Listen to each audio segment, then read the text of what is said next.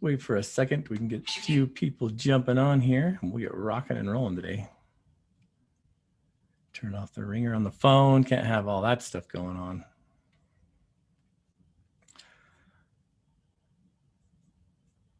Very good. Okay.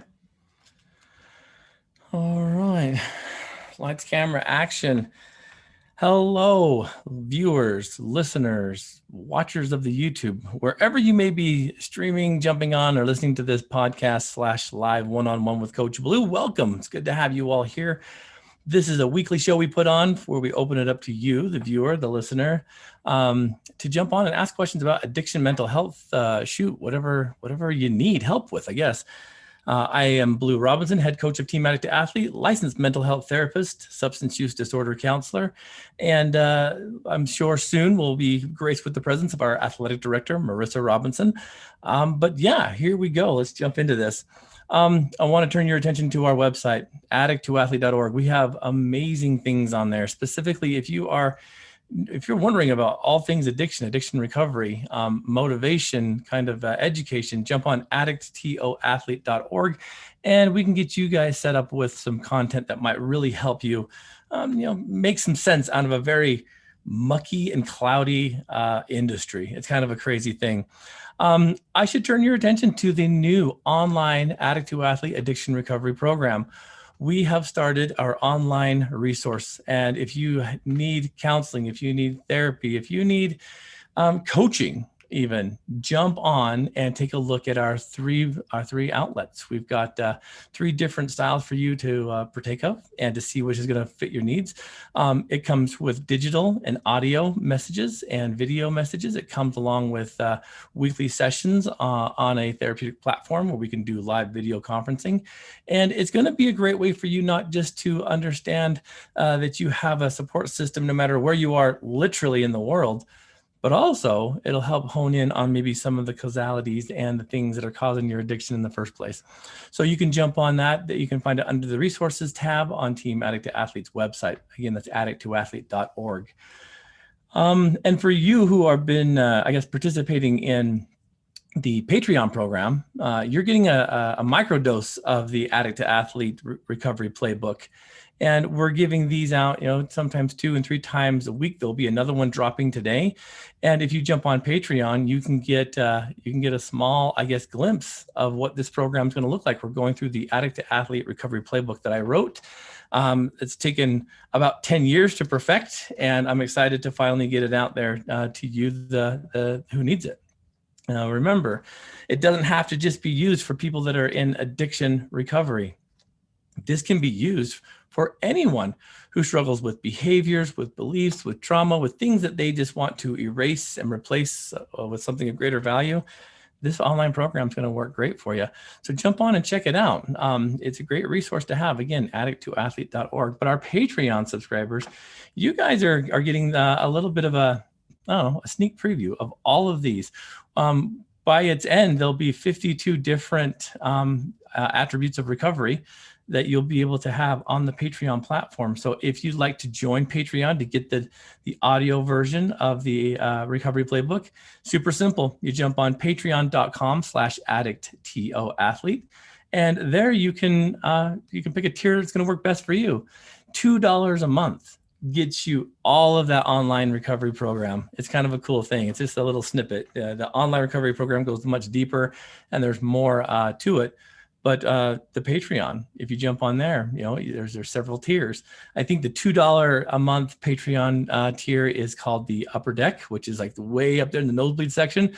But you still get all the content, all the bonus content. So jump on there, see what you think. Anything above that gets you into offers and merchandise and things that will be us giving back to you for helping us move this program forward. So kind of a cool thing.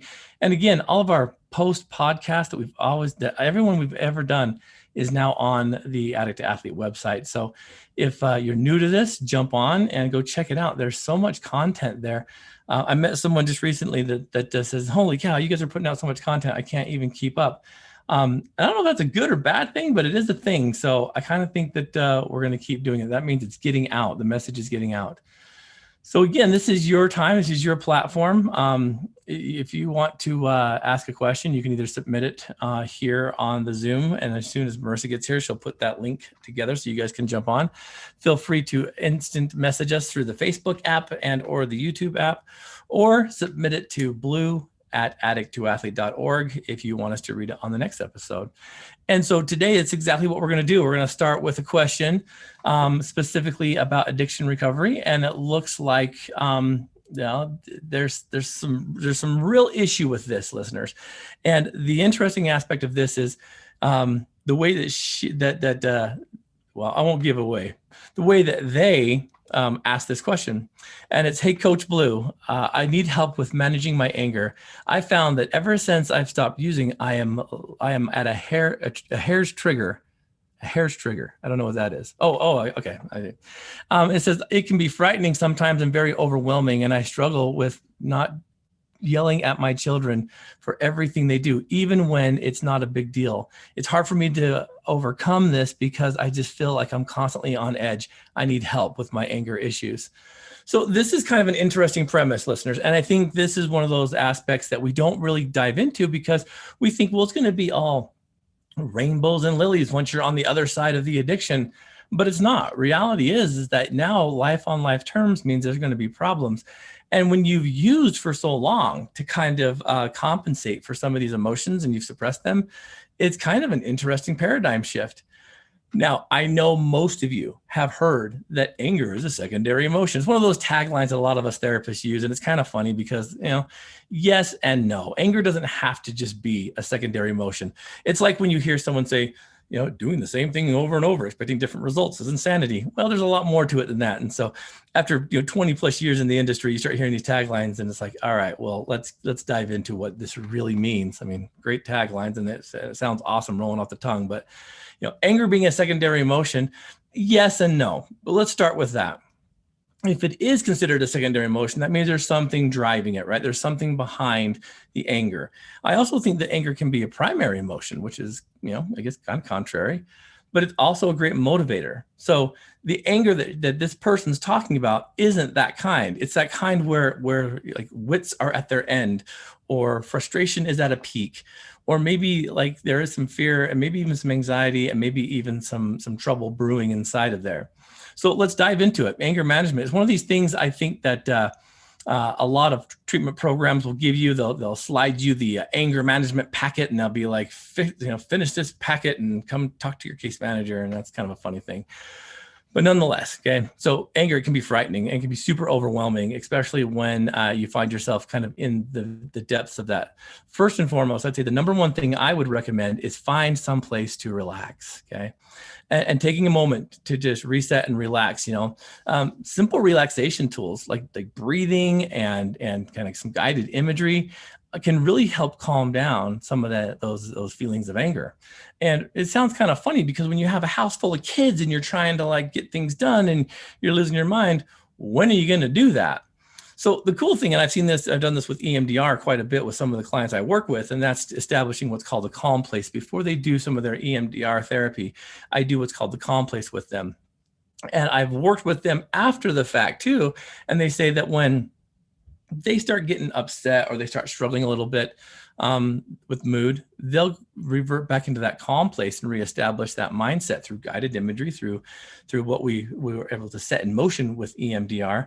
And it works really well. In fact, it can be as simple as just restating the word that you associate it with for it to take its grip. And so finding a place to relax isn't going to always be that easy, but there are some things we can do to create that beforehand. Now, I know there's lots of books and lots of things that you can read about relaxation, but there are also a myriad of tools on the internet. I mean, I've seen YouTube videos that have 8 hours of light rain or rolling water in oceans and all these kind of things. And so putting some headphones on and taking a minute for yourself, going for a little bit of a separation walk or something is a really good thing. But breathing, okay, from the diaphragm is really important when you're trying to lower that anger score. Now, it's kind of funny. I remember watching cartoons when I was a kid, specifically back in the olden days with the Flintstones. And I remember it was the Flintstones or one of these cartoons, but you guys remember cartoons when someone would get super mad and then they turn all red, and then they would like take a moment, maybe like Bugs Bunny or something. I can't remember, but you know what I'm talking about. And they're getting ready to explode, and then they just kind of like start breathing and counting, and sometimes you guys notice this. Remember, they used to take like some pills or something too to like calm down their blood pressure. I remember cartoons like this, or maybe I'm going crazy.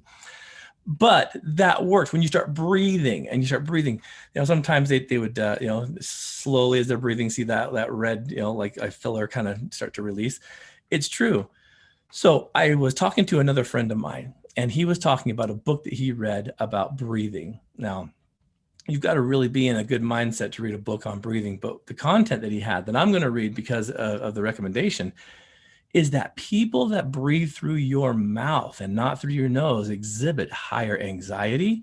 They have more health problems, and it's harder for them to decrease the stress, which typically leads to anger, right?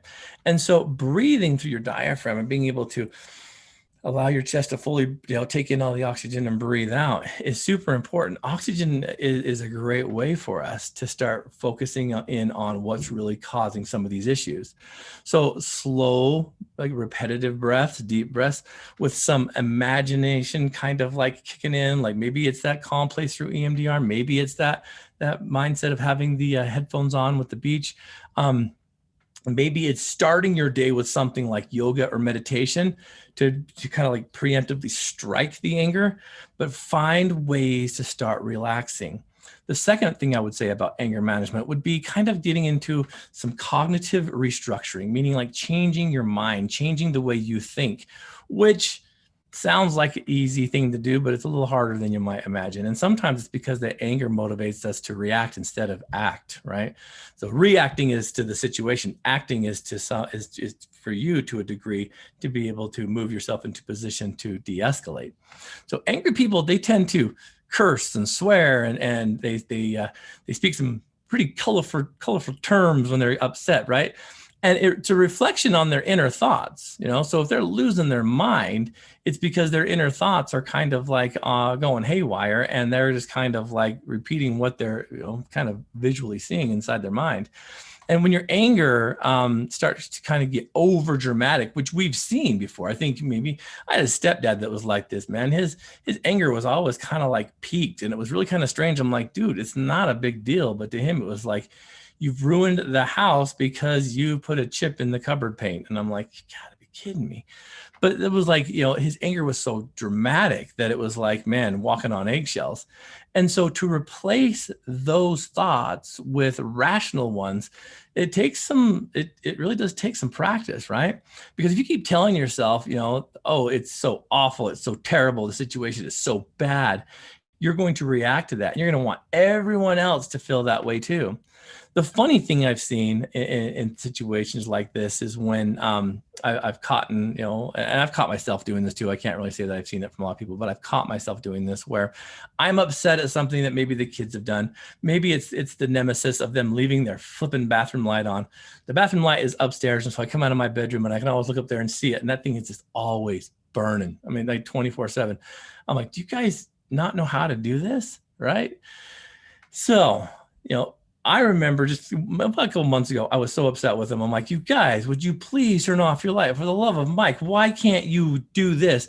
I walked up there. I'm like, it's like this. I had them gather. I'm like, you push here. See, lights off. Push here. Lights on. When you leave, push light off. And I was like going over and over. I started repeating myself because I only had about a minute of angry content. But since I had their attention, I wanted to give them like 30 minutes. So I kept repeating myself. And pretty soon it turned into kind of a joke. And I'm like, yeah, what am I doing? This is stupid. And so that happens a lot too. When you're mad, you'll see people start to kind of recycle their thoughts because they only have a couple minutes of content, but they have hours of like, pissed off anger. So kind of an interesting thing. Cognitive restructuring means that you're kind of looking at it through a set of different eyes. And maybe it's saying, well, all right, why am I losing my mind when they leave that light on? Well, because that was something that I got in trouble for. And I'm like, what is the big deal? Is it really draining like thousands of dollars out of the energy bank account that is, the Robinson, utility bill? I don't think so. I don't know. I mean, yeah, it's probably not the most energy efficient thing, but if it's a misstep or a situation by which they were in a rush or just not paying attention, me getting upset hasn't changed anything. You know why? Because I can guarantee you I can wake up right now and the light would be on. So whose problem is it? It's mine. So either I can go up there and turn off I'll turn off, go over here to the corner and turn off their power. I can go turn off the light bulbs and it would be their problem.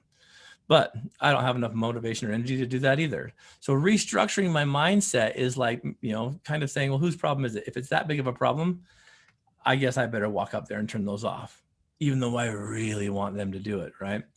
Problem solving kind of feeds into this. And problem solving sometimes our anger and our frustrations caused by very real problems in life. And sometimes they're very overwhelming. And not all anger is misplaced. Like I told you before, some of it's kind of healthy. It can be because it motivates, change and direction. But like this person's asking, when does it not become a problem solving thing? When you start breaking and hurting relationships. So the best attitude to have a problem solving mindset is to kind of establish yourself in a situation where you look at how to solve the issue yourself, because whose problem is it? I can't stress that enough. My problem solving anger is going to be me going up there and turning off that light. I can be mad at them all I want. I can yell at them. It hasn't changed anything, but what it is doing is hurting the relationship with me and them ever so slightly. And I'm not saying that like they're like, my dad is the worst dad in the world because he's telling me to turn off my lights, but all in the same breath, it could cause a void there too, because I'm always seeing what they're doing wrong. How often am I seeing them doing right? And so problem solving means that either I've got to go up there and take out the light bulbs so they can't have power, or I have to just go up there and turn it off myself, or I leave it alone and it's just this forever burning like light in the dark, right? Better communication is huge on this. Being able to verbalize what's causing the stress. You asking this question is huge in this aspect because it's you identifying that something's off. And a lot of times it's probably feelings of being overwhelmed, feelings of stress, feelings of being others being ungrateful. So better communication and you being able to identify if you ask someone what's wrong, why are you so angry, and you respond to them with an I don't know, we have a huge problem, because your I don't know means that you don't want to think, and that's probably causing some of your anger. So whenever one of my kids says I don't know, they know immediately they're getting hit with the I don't know means you don't want to think. So how am I supposed to problem solve your issue if you're not thinking about it? Because everything I'm giving you, you're shooting down like clay pigeons. And so better communication means that you are willing to go to the source cause of what's creating it all. And that's not easy because sometimes it's your issue. Sometimes you are the problem. And then, of course, being able to change your environment, I think, is a big part of some anger management skills. That means if you're upset at a situation or an issue, simply remove yourself for a moment and change your scenery, and then practice the breathing, practice the problem solving, practice the communication. You don't need to stay in the thick of things. You can remove yourself and put yourself into that position where, life isn't as hard as I'm making it. It's a great question. And it happens a lot because remember, your mind is in the processing setting of, I used to use in order to feel good. And we don't realize how many feelings it suppressed, not just, feelings of sadness and depression and all those other things, but also things that cause anger itself. And so you are relearning how to be an emotionally stable person, which sometimes doesn't go hand in hand with recovery. I would be very open and honest with your loved ones about what's causing the anger. There'll be some things that you can control and you can't control anything really. Let's be honest, control's the ghost. But there's things you can manage and things that you shouldn't even attempt if you're feeling overwhelmed like that. Because anger and the verbal abuse and the things that typically come with it, very rarely is it associated with physical outbursts. It can, but it's more so the verbal parts of that. And I'll tell you, words cut pretty deep. I still remember anger outbursts of my stepdad that really kind of hit in weird spots with me. Like one time I was doing dishes and he came out pissed off at something. And one of my jobs and responsibilities was doing dishes. And he's like, what are you? You dumb as a box of rocks. And man, that pissed me off. But I'm like, what are they going to say? Because if I challenge him on that, where's that going to lead? But I just remember those subtle things. And, it's like, wow. And I've probably done some damage like that to my own family, just because it's like things like this are kind of hard to avoid when they're so ingrained. But the practice is going to make permanent, meaning, you keep practicing this stuff, especially the breathing and the meditation and the relaxation and things that are going to cause a little bit of Zen to fall into your life. Be great for you. So it's a great question. These are the kind of things that I love discussing because they're real attributes to addiction recovery. And so, yeah, we have another question here that I am not qualified to answer. And partially because it's a very personal question, and I just don't know enough about the issue. And the issue or the question that I'll share with you is, Coach Blu, it looks like the Olympics are on, and I'm excited to watch. This will be the first time in a long time. I'm really excited to see the world's best participate, mostly because of my own running and the things I've been doing within the team. But I'm curious about your opinion on one thing, and it has nothing to do with addiction, more so your personal understanding of transgender athletes participating within the sex they identify with. What are your thoughts, Coach? Interesting. It's an interesting debate. I'm very much not qualified to even answer this, but since you're asking for my own thoughts and opinions, I'll do so. I think it's an incredibly challenging issue, and it's one that I never thought, obviously, would ever be an issue because of some of my own, I guess, naive mindsets growing up.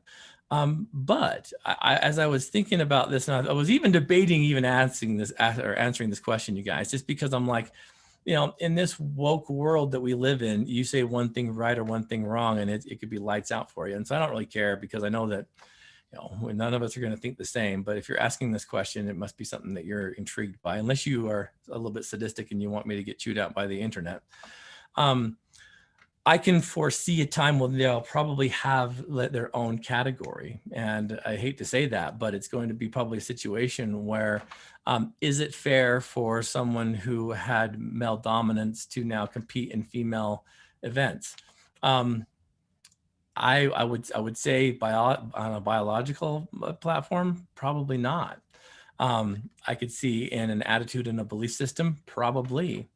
But just like we do with some other sporting events for some adaptive sports, I can probably see this being one day like the norm, by which we have mainstream, then we have the other mainstream, which is like the disabled athletes, like the Special Olympics and the Olympics for disabled athletes, and then we see the category of the gender identification. And I think it's kind of an interesting thing, and it's going to take a lot of hard work, but the word fair, I think, is interesting, right? Is it fair? We know that life isn't fair, that there's a lot of those situations where, we'd like to look at it and think it's as easy as the black or white, and not realizing there's a ton of gray in there. I'm not qualified to answer this question. I guess my ultimate goal is, I'm glad that I'm not the one making these decisions, but I also feel for those who feel left out. And I also feel for those who feel like their spot's being taken by someone that that biologically probably didn't match up to them at one point. I'm not sure. Maybe this is a way too. I'm not sure because I've never seen the competition between transgender and a gender specific athlete, and what the what the crossovers are. I've read a few stories and things, but I'm sure there's a lot more that we've not seen. So for me, I think the jury's kind of still out. I don't know what that would look like. It's interesting when you watch sports in general, specifically, like we'll talk long distance running. And when I see like men's competitions and women's competitions, it's interesting. Let's take the warrior, what is it? American Ninja Warrior. Okay. So here's the deal. It's an interesting thing because maybe I'm just having an idea. Maybe this turns into like, not just like a male versus female, but maybe it's kind of a body type and kind of like a weight divisions. I don't know. But if you watch American Ninja Warrior, you'll see that there are times when some of the females compete really neck and neck with some of the men and vice versa. And so I really think it's an interesting paradigm. When you do something like that, where you start seeing people, get a little bit more, I guess, I don't know, strong in a sporting, event like the Ninja Warrior course, it's been real interesting because I'll bet you that we'll start seeing some closer times get closer together as as we adjust, as we evolve, things like that. So I'm kind of not the right person to ask about this because I haven't done a lot of deep diving on it. My own personal thing is, I believe that everyone should be included. What that looks like, it could be, again, it could be having like a very specific category for that, as we do with other things and situations. But I know that with that, it might bring some some naysayers and stuff about why are we catering. Well, because again, we live in a world now where we want to make sure that everyone gets a shot.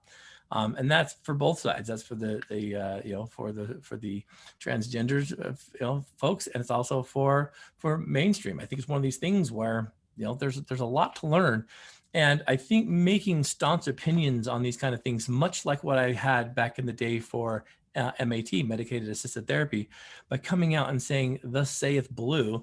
I'm not changing anyone's minds. No one really cares what I think. I think that's kind of a funny thing. If I really believe that people cared what I think, I would probably be very staunch in a lot of my beliefs, and a lot of mine are passive. So it's an interesting question, and I know who you are. I think you asked that question because you didn't think I would answer it, and that's all you're getting from me on that one, because I just don't know. And I'm not going to pretend to be an expert on something like this because I haven't done the research on it. But I do know this. I've seen many athletes of opposite genders crush others because of just their heart, their training, their skill set. Lots of women beat me, and so I get where this is going all in the same breath. I'm excited that the Olympics are on. I love the Olympic spirit. I love the Olympic sports. I think it's great. I'd highly recommend all of you tuning in. It'll be interesting, as this is kind of the tail end of the pandemic, what it's going to look like. But yeah, there's a lot of effort and training goes in. My heart kind of broke last year when the athletes didn't get to participate or compete because of COVID. And sometimes this is their one shot. And so hopefully this will go off without a hitch, and we'll see some amazing things come out of it. So yeah, jump on, check it out. I'm not even sure when they start. I think is it in July or August, or maybe even September. I don't even know. I know it's soon though. So check that out. So I was looking also on here, viewers, listeners, and everybody, and I was seeing a few things that I wanted to bring up and maybe start a conversation about, even if it's an offline conversation. And that is a little bit about what we're seeing in the news and in media as it pertains to some addiction news, things that are kind of interesting and things that I've noticed that have a little bit of, I don't know, of thought-provoking material, I guess you could say. So there's a lot more people coming out now that I never thought would about their addictions. And remember, we live in a world by which, when Team Addict to Athlete was established 10 years ago, anonymity was still very much a driver of the hush hush community. You don't talk about your addiction. You don't identify outside as an addict, and so on and so forth. We're seeing a huge shift in that, so much so that I'm wondering about some of the mainstream groups like 12 Steps, when I see people posting pictures of their sponsors and sponsees on Facebook and saying, "This is my sponsee and look how great they're doing." And I'm thinking, your traditions, careful. But I also know that that's why Team Addict to Athlete never went down that path. When we opened up that mindset of, we're not ashamed of where we've been, and we want to educate where we're going, it was kind of an interesting thing. And like, we got pushback from that. But I truly believe that with identification and with some proper healing, your story can inspire. Why in the world would we keep that quiet, right? And so the interesting thing about that too is that people like Kelly Osbourne and Taylor Swift, Kelly Osbourne coming out talking about her addiction, Taylor Swift opening up about an eating disorder last year. There's all these things that people are talking about now that it's like, yeah, we've struggled with this. These are real people. And we all know about, Demi Lovato and her, changing and creating a meaning of a sober community and things of that nature. And it's interesting because of that mindset of, I'm not hiding from this anymore. So I also believe that there should be some things that are held sacred to you as well. And what I mean by that is there are some things that you probably don't want to disclose or wear on your sleeve for the simple fact of, what's it going to bring? For instance, on Team Addict to Athlete, we never a war story. We don't talk about the old days. We, in our meetings, we don't talk about the negative stuff that addiction brought to us because we're not focused on the past anymore. We're focused on the here and now and then the future. And so when we get into war storying, I've noticed that we start turning on the lights of other people around us. And that's where I think the community remains sick. I think that that with that mindset of like, the good old days, because let's face it, there were some good times in addiction. If there weren't, we wouldn't have stayed so close to it for so long. But there became a part and a time and a situation where that wasn't the case anymore, and it won't be going forward. And so one of the things that I've noticed is that there are a lot of people that go in there and they tend to not tell their story as much as war story. And it's not healthy. It's not positive. I know that it's kind of a flex, and it's kind of one of these things that might have been part of your reputation, but we're past that now because now we're moving into character. And so someone asked recently, it wasn't on this forum, but about our Addict to Athlete meetings and how they were different. And I said, you're going to have to come and attend to get a feel for it. And it's because it shares a positive, inspirational message. We correlate addiction and addiction recovery to health, wellness, sports, and recreation. And contrary to popular belief, we're not all about bigger, badder, faster, stronger. None of us care about lifting the most weight, getting the most views, breaking world records. We just want to go out there and erase and replace. And so you've got to check it out to see. But there's other things in the news I want to talk about. We're seeing now that as the Purdue Pharma, now that all that's kind of come down the pipeline, that now advocates and victims are beginning to come out and start to proceed with legal infractions. This is going to be very interesting to watch, and I would highly recommend that you keep an eye on this because it's going to set the precedence and the tone for whatever comes next within medication. Because we're living in this new, world by which no sin will go unnoticed, right? And what I mean by that is, back in the day, you guys all know this, Purdue Pharma, they went wild on trying to promote OxyContin as not being addictive, as being a safe substitute. And because that wasn't the case, and the money was being rolled in, I really think they believed they were big. They were out of the law, reach of the law. And there's documentaries on this. There's all kinds of things. I just watched one recently on HBO Max that had to do with this. We have the Pharmacist on Netflix. I highly recommend watching. It shows some of that. But you have to remember, you guys, that where there's money, there's going to be people that want it. And so it's interesting to see what's happening. And I'm curious to know those who are going to be the front runners and the front line of seeking compensation for damages and loss for people that have lost their battle to addiction through the use of these substances specifically. I'm going to be very interested to see the counterattack by which they try to, push the addict mentality. And it's going to be very curious for me because what I've noticed in the community at large is that once the OxyContin and once the pain pills and all these things stopped, people typically had to go to heroin and to those kind of situations to get that same, filler for the void that the pill had. And the problem with that is when will they start kind of using the addict mentality against them? I'm curious to see, and I want to follow this real close to see if, to see how sympathetic maybe a jury, maybe a judge, maybe attorney, the law enforcement agencies in and of itself are when this is. How can they prove that this medication drove this person to this? I mean, because I remember working with lots of clients during this period of time where they were on this medication could no longer afford that medication because the medication put them in a position where they lost their jobs because they were always using it and couldn't function. And then they couldn't afford said medication. And so what happens? Heroin, right? So what happens when the person overdoses on that and not the other? There's going to be some rough waves coming up here, but I'm curious and I want to stay close to this because I want to see what happens and I want to see the mud that was going to be slung because these people don't want to lose their money. And the money isn't really about replacing the loved one that passed. It's about compensation for what our real problem is going to be.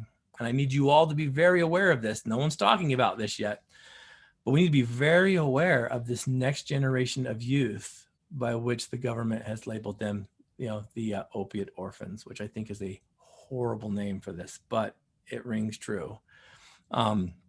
These are the children of the thousands and thousands of people who have lost their battle. These are the kids who are being raised by grandparents or by family or by foster families because their primary caregiver has passed. And if you think right now that we have a problem with mood and behavior and mental health, these children are getting older each year and they're entering a system by which their primary needs weren't met to the best of their of the ability of the caregiver.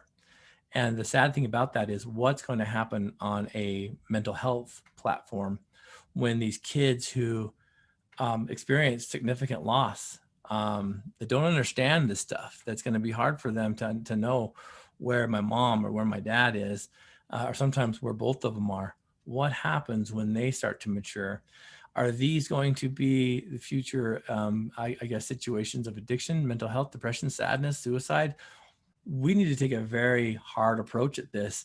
I would say that a significant amount of money that Purdue has to probably cough up needs to go to families and children for not just, mental health care, but for some education and some experience and some abilities to to tap into whatever's going to create value, worth, and love in these kids. Because I'm not dinging whoever's raising these children. To me, those people are saints, and what a blessing. But what happens when a grandparent's raising a grandchild because mom and dad have passed away due to an overdose, and then grandparents get old, right? And as they tend to, none of us make it out of this life alive.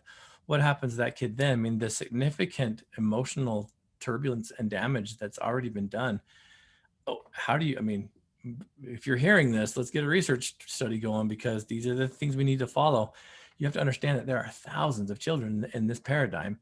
And, we've talked about this in the past. I've talked about it with Josh Hansen and a few other people about putting together some things through our Addict to Athlete minor league to prepare ourselves for these situations so that these kids don't have to grow up without.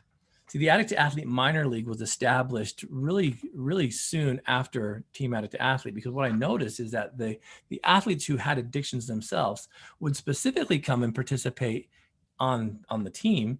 And after a while, because of the emotionally safe environment, the content that was being taught, the non-smoking and non-coffee drinking afterwards, because we're running, was a very safe environment for their kids.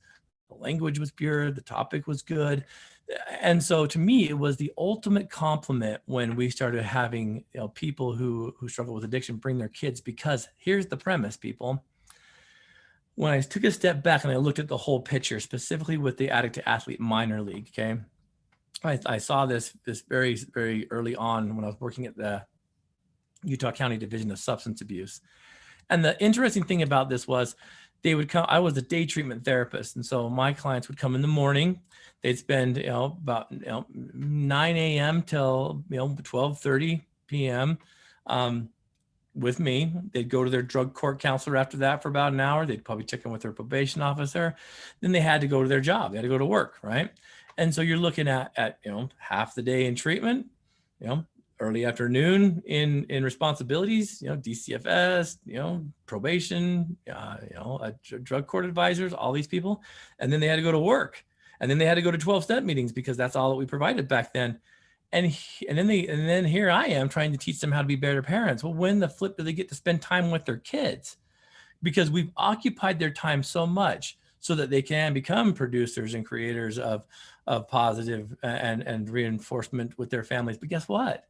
They have no time with their kids.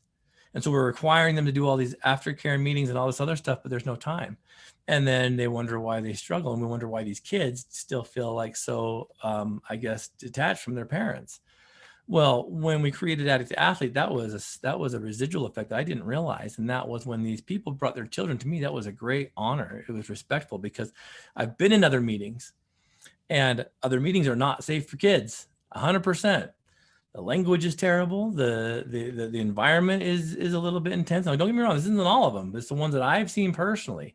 And a lot of times it's the feeling in the mood associated with promoting the negative aspects. And I was not going to do that on our team. We weren't going to do that because that's the old them. They're moving from addict to athlete to father to scholar to, to arts, whatever. They're moving past it. We're not going to focus on that. And when you start motivating that, what a great thing for their kids to see is my dad who was in jail and all this stuff, and now he's out here running. He's serving in his community. He's inspiring. I'm going to go run with this guy. And pretty soon these families are training and running and playing and recreating together. That's what it's all about. I went back recently and looked at some of our photos as I'm putting together a 10-year slideshow for the end of year review of 10 years. We've watched our minor league grow up from little kids to people who are now in college, who are getting married, who are living, lives. And it's like, what a great thing for them to be inspired by, to look at their parents as my dad or my mom can do hard things. She's a marathon runner. She's overcome addiction. She serves in her community. She has an amazing job, and we have this relationship. So when I look at this and I think, all right, this opiate epidemic that has stolen all these children, parents, we have a huge responsibility. And our responsibility is to be there for them. It's to kind of prepare them that, like, you want to talk about a workforce, right? A workforce that's coming up because, they expect loss and they expect, the sadness and the disappointments, and, their outlook on life's going to be different, you guys. It just is. And we haven't seen anything like this in history. So it's going to be very interesting. If we're not prepared and we're going for all this money and all this stuff for our families, we got to remember that there are children associated with this that lost more than any kind of, donation or settlement or lawsuits going to bring them. They've lost their family. And so, I don't know. The Addict to Athlete minor league is a beautiful thing. And being able to help families, I guess, reestablish relationships through health, wellness, recreation, participation.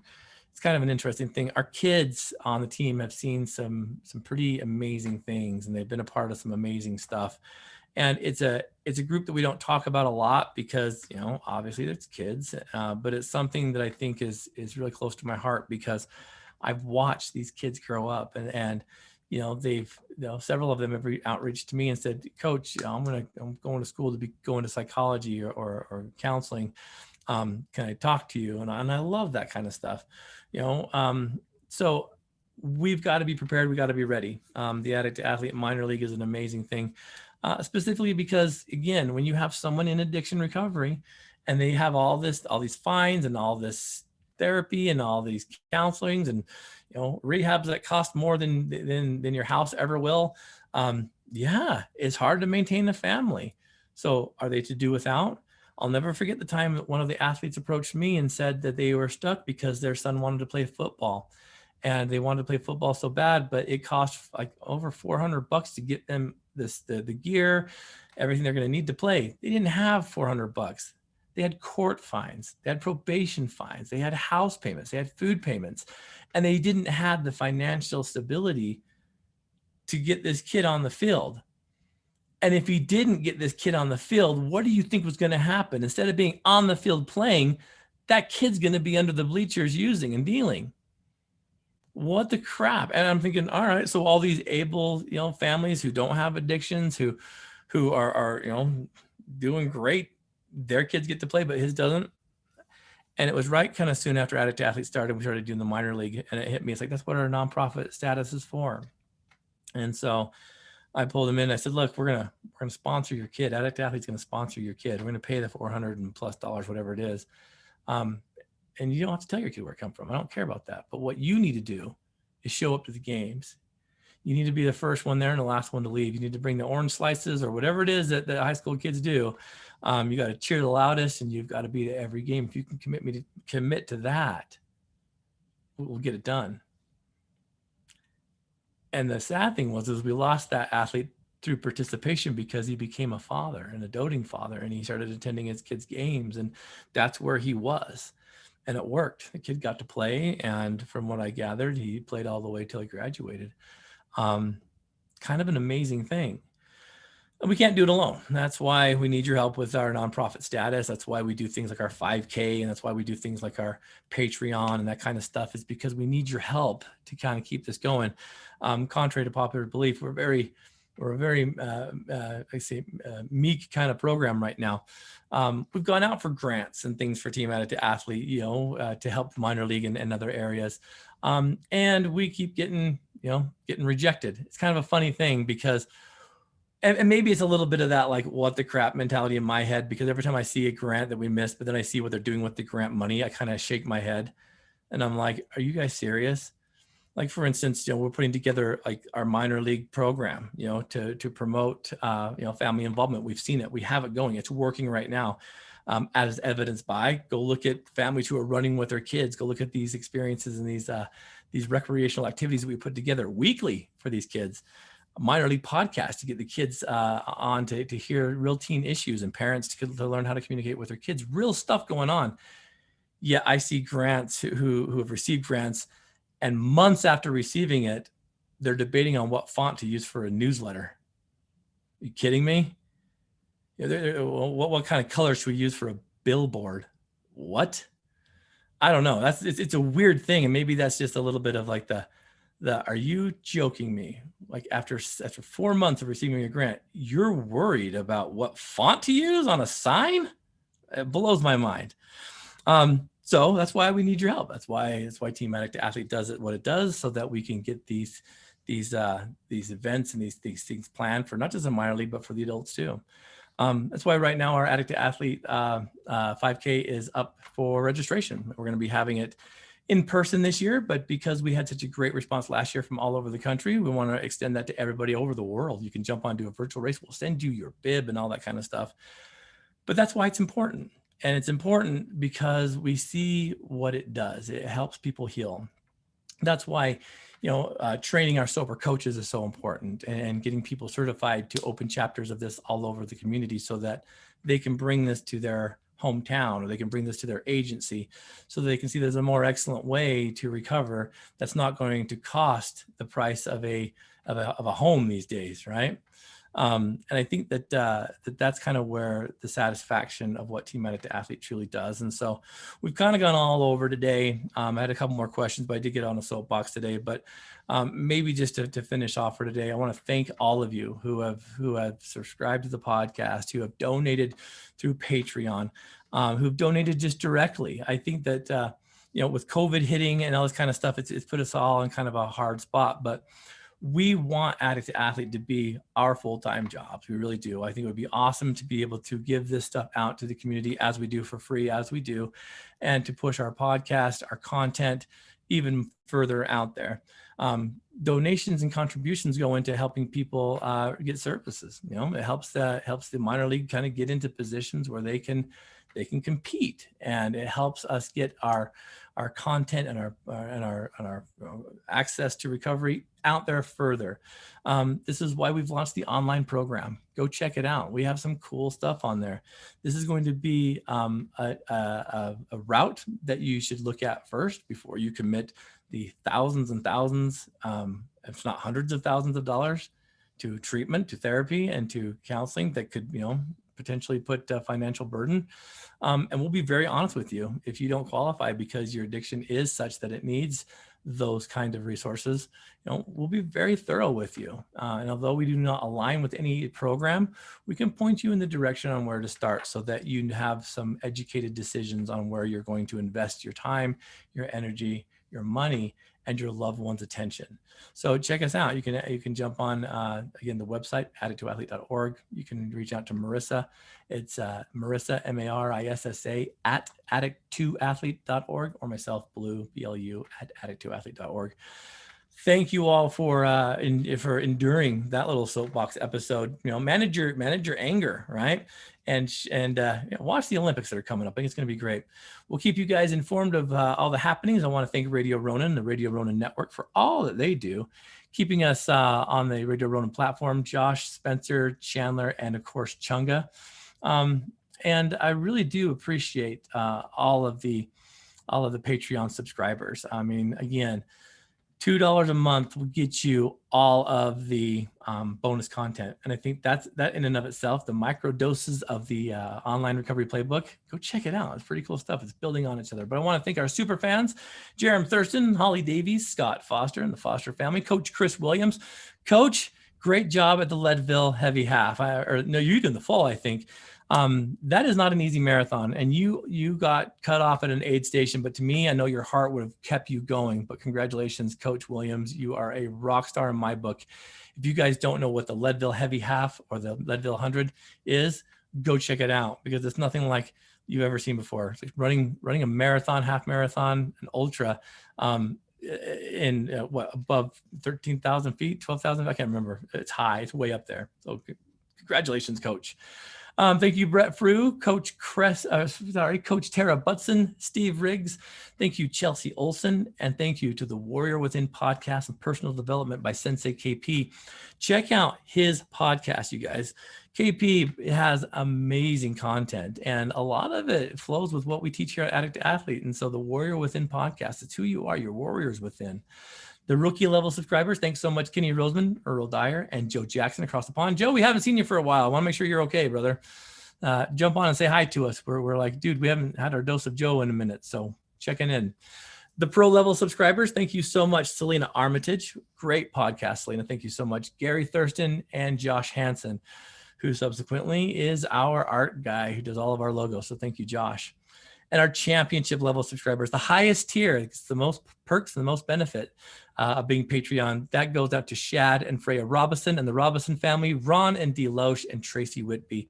You championship level subscribers are near and dear to my heart. Thank you so much. If you'd like to become a Patreon subscriber, patreon.com/addict, TO athlete will get you there. And tell athletes, until next time, go turn that mess into a very powerful, powerful message.